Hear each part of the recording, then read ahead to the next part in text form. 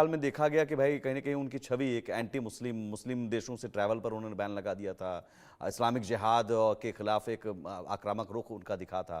लेकिन इस बार वो कह रहे हैं पूरे चुनाव में मिडिल ईस्ट में शांति की स्थापित करने की बात। मिशिगन में समर्थन मिला है, मिशिगन जैसे राज्य में जहाँ मुस्लिम आबादी है और वहाँ पर समर्थन मिलना, मुसलमान कहीं ना कहीं मुसलमानों ने वोट किया है और दूसरी तरफ वो हिंदुओं पर अत्याचार की बात भी उठाते रहे। तो इस बार डोनाल्ड ट्रंप आपको पिछले बार के मुकाबले थोड़ा सॉफ्ट दिख रहे हैं जिहाद को लेकर, मुस्लिम को लेकर, मुसलमानों को लेकर? देखिए सुमित जी, इसको बहुत सरलीकरण हिंदू हिंदू वर्सेस मत कहें।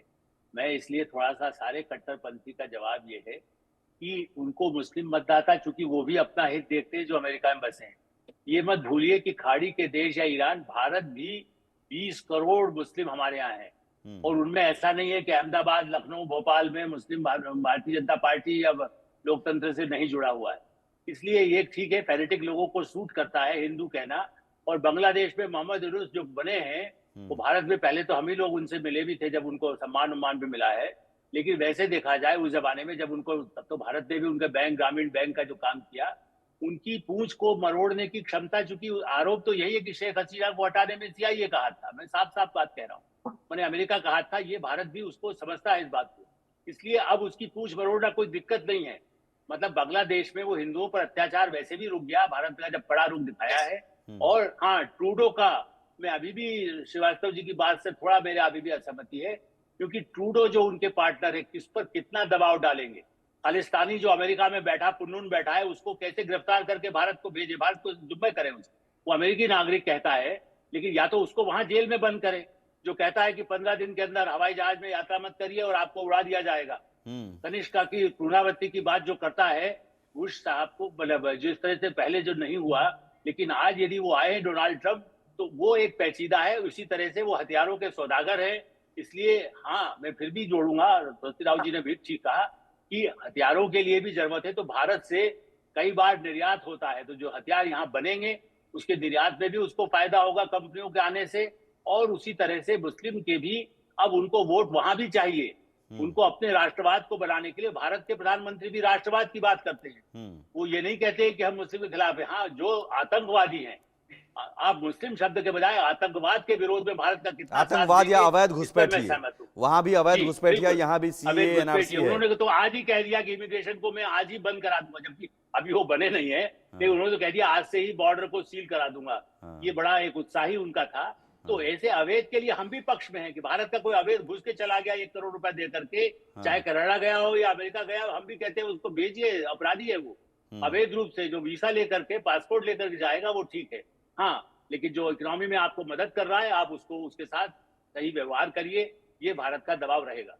ठीक है, तो डॉक्टर राम श्रीवास्तव जी, सवाल अब स्पेसिफिकली मैं पूछता हूं, जो आप आलोक जी ने भी जिक्र किया, खालिस्तान, पन्नू को आपने रखा हुआ है, आप चलिए कनाडा पर दबाव बाद में डालिए, आप क्या करेंगे? क्योंकि वहां से वो खुलेआम धमकी दे रहा है फ्लाइट उड़ाने की। ये एक राजनीतिक पागलपनी है। आलोक जी की जो अध्ययन है उसका मैं राजेंद्र माथुर जी के जमाने से जानता हूँ और उनका गहन चिंतन मनन उससे पूरी तरह सहमत हूँ।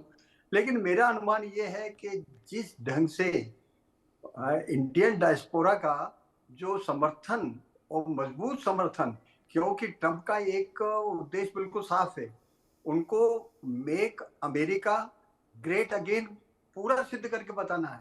उन्होंने क्लियर कट अभी ताजा अपने वाच में कहा है कि मेरी एक एक सांस हमेशा देश को और आपके और भविष्य की पीढ़ी के एक डेवलपमेंट के लिए, उन्नति के लिए डिवोटेड रहेगी। इससे ये स्पष्ट होता है कि वो भारत, चूंकि भारत के 30% के करीब लोग हाईटेक में उनको मदद कर रहे हैं, डिफेंस इंडस्ट्री में मदद कर रहे हैं, स्पेस में मदद कर रहे हैं, मेडिकल डॉक्टर्स देखिए आप, मेजॉरिटी रिसर्च पेपर वहां पर इंडियन डॉक्टर्स के पब्लिश हो रहे हैं। इससे ये पता लगता है कि हिंदुस्तान के हितों की रक्षा निश्चित रूप से होगी और भारत सरकार की जो कूटनीति है, जो नहीं, तो डिप्लोमेसी इस है, तरह का जो दावा कर दिया जाता है जैसे कि भाई पन्नू की हत्या की साजिश में रॉ ऑफिसर का दावा और तमाम चीज़ें, विकास यादव का नाम उछाल दिया गया, ये कहीं ना कहीं क्या आपको लगता है कि ये एक मुखर होकर डोनाल्ड ट्रंप की सरकार में भी होगा, या अब ये चीजें बंद होगी, कम होंगी?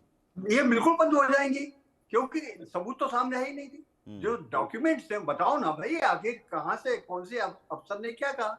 ईयर से अगर किसी ने कुछ कह दिया, उसको सही मान के आपने उसको तो अरेस्ट कर पन्नू लिया। का इलाज होगा, आप ये कह रहे हैं, मानते हैं पन्नू का इलाज है? पन्नू को बन्नू बनाकर इंडिया लाया जाएगा और ये मुझे पूरा विश्वास है। आलोक जी, जल्दी से रिएक्शन, उसके बाद फिर दूसरे मुद्दों पर भी जाएंगे। आपको लेकिन भरोसा? लाया जाएगा इसलिए मुझे लगता है अमेरिका जो हेडले को अभी तक हेडली नहीं आया, तो अभी इसको भेजेंगे। इस पर मैं अभी कहना बहुत ज्यादा भविष्यवाणी होगा, ज्योतिष तो मैं जानता नहीं, लेकिन हाँ ये है कि दबाव पन्नू हमारा को बनेगा बन्नू, कि वहाँ इन्होंने कह दिया कि पन्नू को बन्नू बना कर लाया जाए। बन्नू बना सकते हैं, मतलब उसको वहां पर मैंने इसीलिए अपनी बात में यही कहा था कि आप उसको नियंत्रित करिए, बल्कि वो तो एक है, वहां कई है। हाँ, सुमित जी, एक लाइन कह रहा हूं कि वहां तो कब से प्रदर्शन होते थे, 85 में भी जब हम गए, उसके बाद के समय में भी यूएन के सामने खालिस्तानी खड़े होकर भारत के प्रधानमंत्री का विरोध करते हैं। उन तत्वों को कंट्रोल ब्रिटेन में, अमेरिका में, कनाडा में करना जरूरी है। ये सबसे अधिक दबाव केवल प्रधानमंत्री नरेंद्र मोदी की सरकार 140 करोड़ जनता के बल पर डाल सकते हैं। मैं ये नहीं कहूंगा कि होगा, देखिए मैं ज्यादा उसमें आशावादी नहीं, मैं कुछ हमारे बैठे हुए गोयल साहब वो मानेंगे कूटनीति में, लेकिन ठीक है, दबाव बन जाए ये भी काफी है। अरे वो हेडली को नहीं दिया तो कौन सी सरकार ने क्या कर लिया, सारी सरकारें आई और चली गई। तो वो अपने नागरिक के जो पहना देते हैं चोला, तो नागरिक उसका वो रखे, लेकिन जेल में तो रखे। लेकिन इसमें बड़ा रोल डिप्लोमेसी का भी होता है। सूरज कुमार गोयल जी, आप डिप्लोमेसी पर क्या, ये जो केमिस्ट्री है जो हम देख रहे हैं दोनों नेताओं के बीच की तस्वीरें आज पीएम मोदी ने भी पोस्ट की, एक बॉन्डिंग, अलग बॉन्डिंग है, उस बॉन्डिंग का असर कितना डिप्लोमेसी पर पड़ता है? और डिप्लोमेसी चैनल में क्या बहुत तेजी आ जाती है? जैसे पन्नू का मुद्दा है, तो क्या जो उम्मीद इसलिए लगाई जा रही है कि साहब मोदी को डोनाल्ड ट्रंप ने बहुत अच्छा दोस्त बताया, हमेशा दोस्त बताते रहे, आज भी पीएम मोदी ने लिखा कि मेरे दोस्त बधाई हो, तो और ये तस्वीरें साझा की, तो डिप्लोमेसी पर असर पड़ता है क्या इसका? देखिए, छोटे में कहूंगा, आपने बताया समय काफी कम है, तो एक दो बिंदु मैं आपके सामने रखता हूं। जो व्यक्तिगत संबंध है वो जरूर उसमें लाभदायक सिद्ध होते हैं कि डिप्लोमेटिक कनेक्शंस हो, डिप्लोमेटिक बातचीत हो, उसमें लाभदायक सिद्ध होंगे।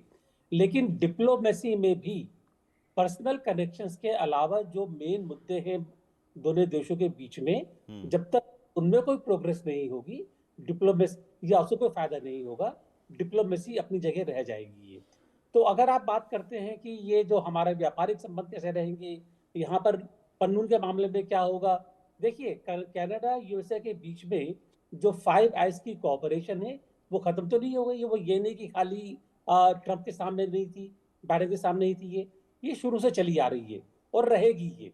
अब उसको मुखरों के बात करेंगे या पीछे से बात करेंगे, उसका प्रेशर पॉइंट जरूर बनता है बाइडेन के टाइम पर भी।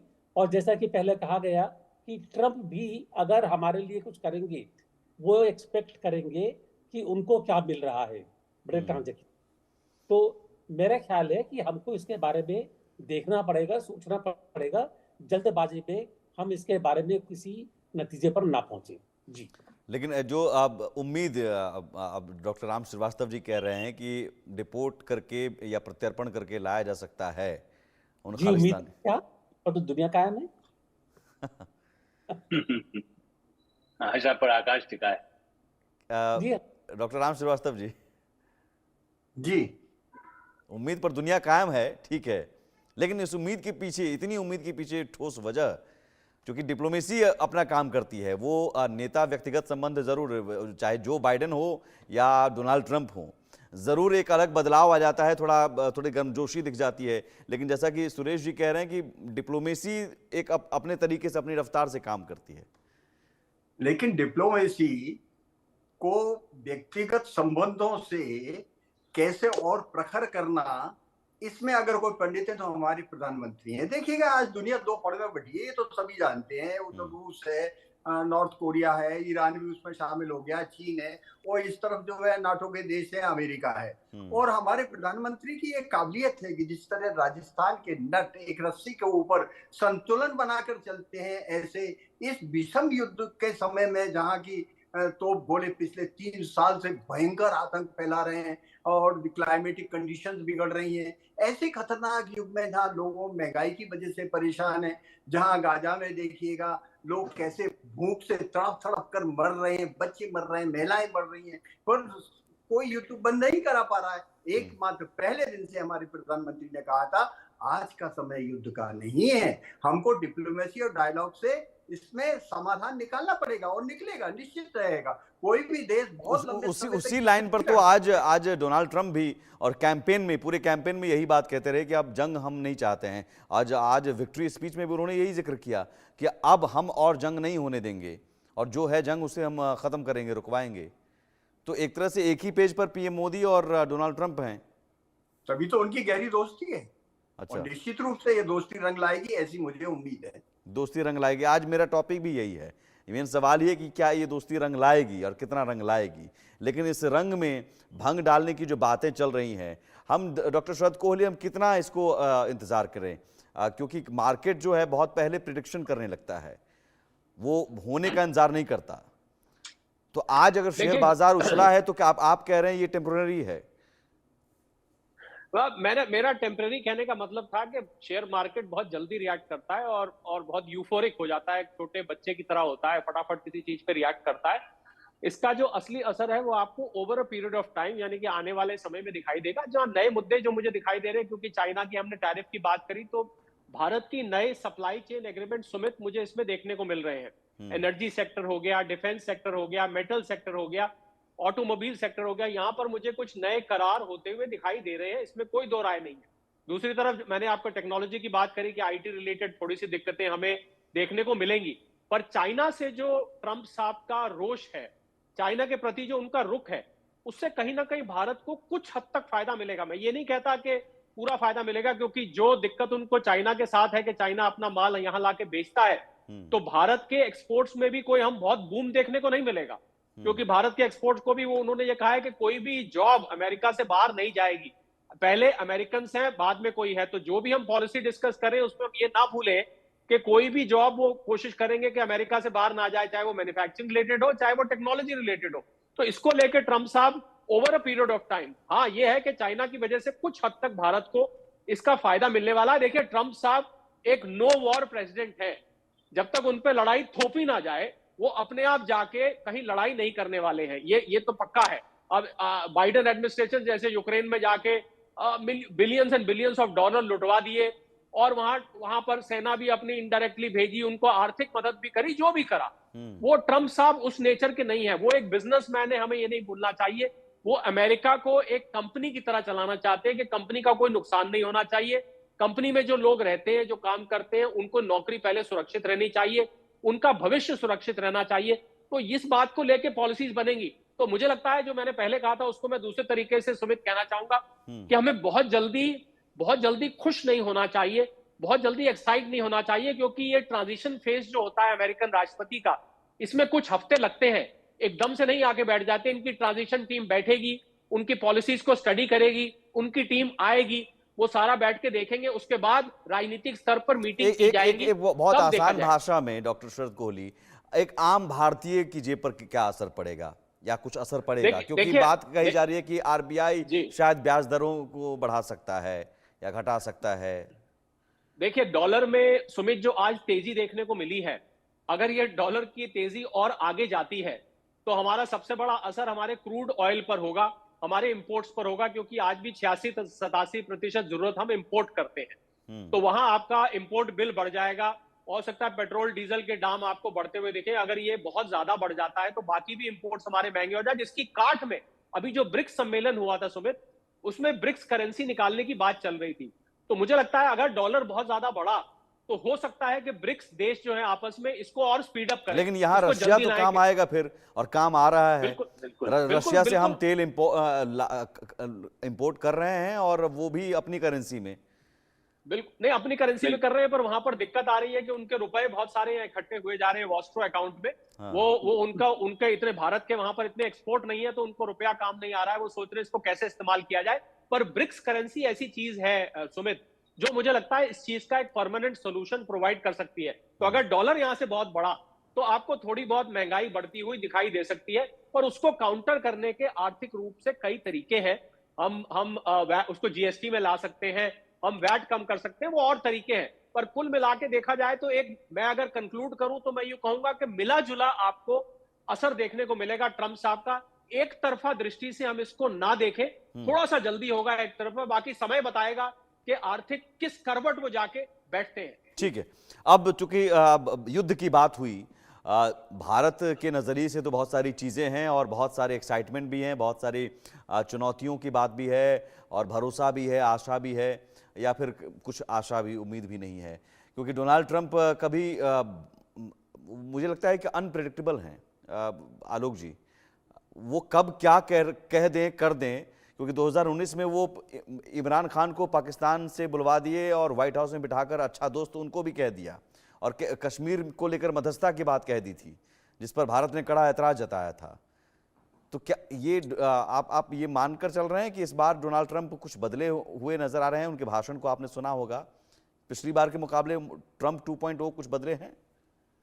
देखिए, ट्रंप बदले, दुनिया की राजनीति भी बदली है पिछले वर्षों में, जैसा अभी श्रीवास्तव जी ने भी कहा।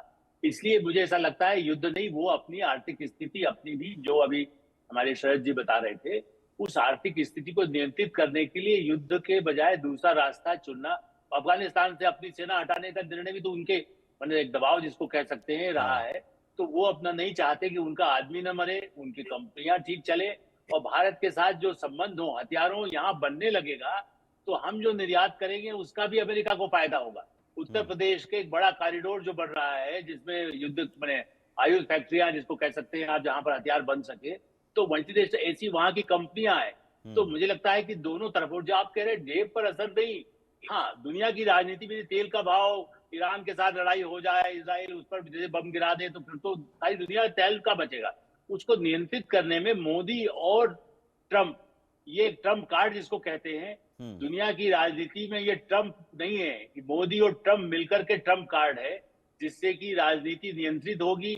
युद्ध को रोकने में भारत की जो हमेशा इच्छा रही है, हम तो युद्ध न चीन से करना चाहते हैं न पाकिस्तान से, पाकिस्तान पर और दबाव भारत बना सके, हथियारों में हम आत्मनिर्भर हो सके, आर्थिक रूप से हमारे, उनकी जो कंपनियां आए, हमारे लोगों को रोजगार मिले। इसके बाद ये दूरगामी हित है। तत्कालिक आप जो शेयर मार्केट, तो शरद जी ठीक कह रहे हैं, कल गिर गया था, एक कितने बड़े पैमाने पर गिर गया, हाहाकार मच गया था पूरे विश्व में, और ऐसी स्थिति में आज उसका उभार फिर से हो गया। तो मार्केट पर मत जाइए, जनता को भ्रमित न करें हम लोग। हम ये कह रहे हैं कि धैर्य रखिए। हिमालय, हम हिमालय के और गंगा के रहने वाले हैं, जहां धैर्य होता है वहां पर हिमालय का, और केदारनाथ में जाकर मोदी जी ऐसे ही तपस्या नहीं करते हैं। भारत के लाखों लोगों की श्रद्धा इसी में है कि हम धैर्य रखते हैं। लेकिन हाँ, धैर्य तब टूटता है जब सामने वाला हमला करता है। वही ट्रंप का है। चीन अब आंख ना हमें दिखाएगा ना अमेरिका को दिखाएगा, सौदा सबके साथ करेगा। सौदा में ट्रंप का कहना है कि भारत के प्रधानमंत्री भी बहुत चतुर हैं, पब्लिकली बोला है, हमारे आपके सामने, सबके सामने टीवी बने प्रोग्राम में बोला है कि भाई वो बड़े सौदा करने में उनको बड़ा कठिन है उनके साथ निपटना, और ये बाइडेन भी मानते थे। तो ये सही कहा भी जाता है आलोक जी कि गुजरातियों में सौदा करने का गुण जो होता है, मैं भारतीयों का कहूंगा। देखिए, मैं तो इसलिए अभी भी एक जाति धर्म क्षेत्र नहीं, कल भी उन्होंने क्या कहा है, एक देश एक एकता जो है ना, वो एक हम रहेंगे। तो उसमें भी इसी बात को रेखांकित किया कि हम जाति धर्म फलाना इस पर नहीं जाते हैं, हम इस पर जाते हैं कि हम एक हैं तो हम ताकतवर हैं। मुझे लगता है कि यही एक उनका संदेश है। और डोनाल्ड ट्रंप भी अपने देश का हित देखेंगे। हम ये नहीं कह रहे बिल्कुल हमारे, क्योंकि हाँ, हम भी इंडिया फर्स्ट, चूंकि पीएम मोदी भी इंडिया फर्स्ट कहते रहे हैं, वो भी अमेरिका फर्स्ट कहते हैं। अवैध घुसपैठियों के खिलाफ पीएम मोदी का भी कड़ा रुख है, उनका भी अवैध घुसपैठियों के खिलाफ। टेररिज्म पर पीएम मोदी का भी हमेशा कड़ा प्रहार, हर मंच से उन्होंने कहा कि आतंकवाद खत्म होना चाहिए। मुझे लगता है डोनाल्ड ट्रंप भी इस पर, युद्ध खत्म करने को लेकर भी अब दोनों नेता एक ही पेज पर हैं। दोनों नेताओं में ये सिमिलैरिटी, इस पर क्या कहेंगे? मेरा ख्याल है, मैं तो मानता हूं कि युद्ध को रोकने में उनका हित भी है, और हमारी रक्षा विशेषज्ञ जैसा उन्होंने कहा था, स्ट्रेटेजिक रिलेशंस में एक दूरगामी है। हम जब कई आज अभी हथियारों की जरूरत थी, भारत ने कुछ अपने मित्र देशों को दिए हैं, जिस पर कुछ विवाद भी हुआ है कि इसका उपयोग कहां पर हुआ। लेकिन आप देखिए सऊदी अरब, देखिए तेल देशों में सऊदी अरब के साथ ट्रंप के भी वैसे संबंध है, और हमारे प्रधानमंत्री नरेंद्र मोदी ने वहां जाकर के मंदिर का जिस स्वामीनारायण मंदिर पर कनाडा में हमले हुए हैं पिछले कुछ महीने पहले, वहां पर जाकर के स्वामीनारायण मंदिर भव्य बनाए सऊदी अरब में, ठीक है, अबू धाबी। आप ऐसी स्थिति में भारत की स्थिति का अंदाज लगाइए कि भारत की स्थिति और अमेरिका की स्थिति लगभग मिल करके चलने पर ही फायदा उनको है, और लेकिन वो अपना हित देखेंगे। ये मैं नहीं कहता कि उनका हित हमको दे देंगे निकाल करके डॉलर, वो नहीं देने वाले। ठीक है, तो ऐसे में सवाल ये है कि कहीं ना कहीं युद्ध भी होता है तो उसमें डिप्लोमेसी चैनल खुला रहता है, तो उसमें फिर से मैं डिप्लोमेसी का अब रोल बड़ा हो गया। सुरेश कुमार गोयल जी, जब ये दोनों नेताओं की जोड़ी, जो आलोक जी भी कह रहे हैं कि ट्रंप और मोदी की जोड़ी यूक्रेन युद्ध रुकवा सकती है, पीएम मोदी पहले ही वकालत कर चुके हैं, दोनों देशों में जाकर कह चुके हैं, दोनों देशों के नेताओं को समझा चुके हैं, और अब ट्रंप जिन्होंने कह दिया कि हम तो जंग नहीं होने देंगे, तो फिर डिप्लोमेसी कैसे होगी और ये युद्ध रुकेगा कैसे? देखिए, ये यूक्रेन का युद्ध मेरे ख्याल है कम से कम 3 साल तो हो गए हैं चलते हुए, शायद 3-4 साल हो गए हैं, एग्जैक्ट तो याद नहीं आ रही है। करीब 3 साल आप जी। और इसी तरह से जो मिडिल ईस्ट में युद्ध है उसको भी 1 साल से ज्यादा अब तक हो गया है जी। तो वहां से प्रार्थना करूंगा कि ये जो भी देश इस युद्ध का के में इन्वॉल्व हैं, वो भगवान की हमारी प्रार्थना स्वीकार करें और युद्ध को रोकेंगे। लेकिन मैंने पहले भी कहा था और विदेश मंत्री ने भी कहा था कि यूक्रेन की प्रॉब्लम यूक्रेनियन प्रॉब्लम है, और यूरोपियन प्रॉब्लम है ये, और जब तक यूरोप के देश और अमेरिकन देश ये मिलकर के इस युद्ध को समाप्त करने के लिए सहमत नहीं होते, ये समाप्त नहीं होगा। तो हम कोशिश कर सकते हैं, लेकिन समाप्त करना अपनी टर्म्स एंड कंडीशंस के ऊपर, ये उनके ऊपर निर्भर करेगा। डोनाल्ड ट्रंप ने कैंपेन के दौरान भी कहा था कि फंड ही हम रोक देंगे। जी हाँ, इसीलिए मैं कह रहा हूं, अगर वो फंड रोक देंगे तो जेलेंस्की के पास युद्ध करने के लिए कोई साधन नहीं बचेगा। और इसीलिए शायद जेलेंस्की का बहुत लंबा चौड़ा पोस्ट, सबने बधाई दी, लेकिन मैंने पोस्ट देखा तो बहुत लंबा पोस्ट था जो बधाई दी है उन्होंने, तो उन्हें भी एक ये है अब एहसास कि अब शायद मेरे पीछे जो अमेरिका खड़ा था वो अब नहीं होगा। बिल्कुल बिल्कुल, बशर्ते कि यूरोप के बाकी देश अगर वो यूक्रेन को सप्लाई करना ना शुरू कर दें, जो कि जिसकी उम्मीद मेरे को कम है, तो अब अगर ट्रंप आ गए हैं तो शायद युद्ध को समाप्त करने में आसानी रहेगी। ठीक है, तो यहाँ पर फिर सुपर पावर और जो दुनिया में दबदबा की बात है, तो क्या अब वो दौर, डॉक्टर राम श्रीवास्तव जी, वो दौर चला गया? भाई नेशन फर्स्ट है, हर देश अपने अपने हित देखे, एक दूसरे के मामले में टांग ना अड़ाए। अमेरिका भी अब उसी राह पर चल पड़ा है, जो पहले था कि हम मुखिया हैं पंचायत के और हम जो कहेंगे वो करो।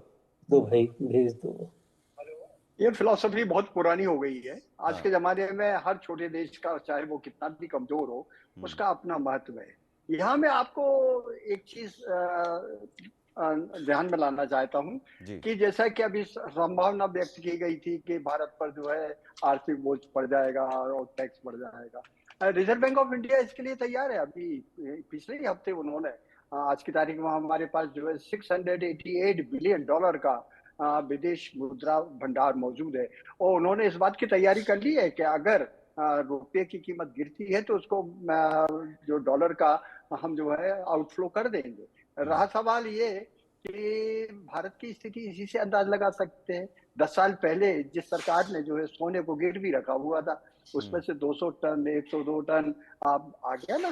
कैसे आ गया, क्यों आ गया? हमारी इकोनॉमी आज दुनिया में 4थे नंबर की है, हम जल्दी ही जो है 3रे नंबर पर पहुंचने वाले हैं, और वो दिन दूर नहीं है जब इसी डिप्लोमेसी के कारण, विदेशों से अच्छे संबंध बनाने के कारण, देश के हितों की सुरक्षा करने के कारण, देश को सर्वोपरि मानकर हम सबका साथ सबका विकास देकर बिना किसी भेदभाव के देश को आगे बढ़ाएंगे। ये बात अपनी जगह सही है कि जितनी तेजी के साथ देश बढ़ेगा उतने ही देश के दुश्मन जो है देश को पीछे खींचने की कोशिश करेंगे। पर ये बात भी अपनी जगह सुनिश्चित है कि 2047 में मैं जिस भारत का स्वप्न देख रहा हूँ वो भारत अमेरिका के समकक्ष ताकतवर देश के रूप में माना जाएगा, क्योंकि भारत को कभी सोने की चिड़िया कहा जाता था और सोना लूटने के लिए अरब के लुटेरे आए थे। आज की तारीख में हम सोने की चिड़िया तो बन रहे हैं, लेकिन साथ में इस बात की पूरी तैयारी कर रहे हैं कि इस तरह के लुटेरे दोबारा सोना लूटने के लिए बिल्कुल। नहीं आ और सके। अब जरूर सभी देशों के साथ रिश्ते हमारे बेहतर रहें, ये कोशिश है, लेकिन सबसे पहले हमारे हित क्या है ये देखना ज़रूरी है, और भारत वो कोशिश में लगा रहता है हमेशा। और लेकिन सबसे पहले ज़रूरी है कि आत्मनिर्भर, जो कि पीएम मोदी हमेशा कहते हैं आत्मनिर्भर। तो किसी भी देश में कोई परिस्थिति आती है, कहीं कोई नेता बदल जाता है, कुछ भी हो जाता है, तो उसका असर पड़ सकता है, लेकिन ऐसा नहीं कि भारत में कुछ हलचल हो जाए। ठीक है, तो मुझे लगता है कि जैसा कि आलोक जी ने भी कहा कि धैर्य रखें, सुरेश जी भी कह रहे हैं धैर्य रखें, तो धैर्य रखना चाहिए। डोनाल्ड ट्रंप की जीत है। अब यहाँ भी बहुत सारे समर्थक हो सकते हैं, कमला हैरिस के समर्थक हो सकते हैं, ट्रंप के समर्थक हो सकते हैं। तो ट्रंप के समर्थक बहुत लोग जश्न भी बना सकते हैं, हैरिस के समर्थक गम भी बना सकते हैं। फिलहाल बहुत शुक्रिया आलोक जी आपका, डॉक्टर राम श्रीवास्तव जी आपका, डॉक्टर शरद कोहली, सुरेश कुमार गोयल जी आपका बहुत शुक्रिया इस चर्चा में जुड़ने के लिए। फिलहाल यहाँ एक छोटे से ब्रेक के लिए रुकेंगे। ब्रेक के उस पार भी खबरें लगातार जारी हैं।